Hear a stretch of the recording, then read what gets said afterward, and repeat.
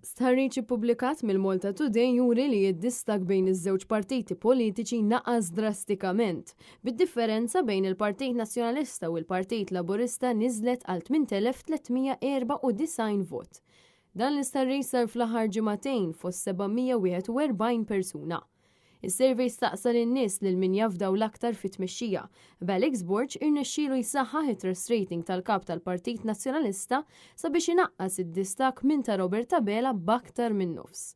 Fil-fatt, issa it-trust rating issaħħaħ għal 12 punt perċentwali, fattur li deru koll evidenti fis-survey li għamel Vincent Marmara. Iċ-ċifri tal-Malta Today qed juru li l-Partit Nazzjonalista għandu appoġġ ta' 45.9% tal-elettorat.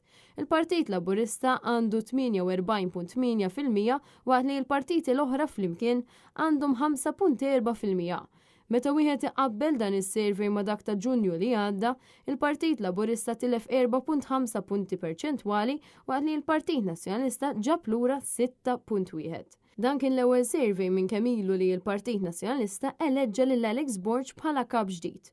Turija tal-entużjażmu li ġab miegħu Alex Borg bħala kap ġdid tal-Partit Nazzjonalista. Kif jidher ukoll fil-persentaġġ ta' non-voters fost il-Partit Nazzjonalista illi naqsu minn 10.5% f'Ġunju li għadda għal 5.2%.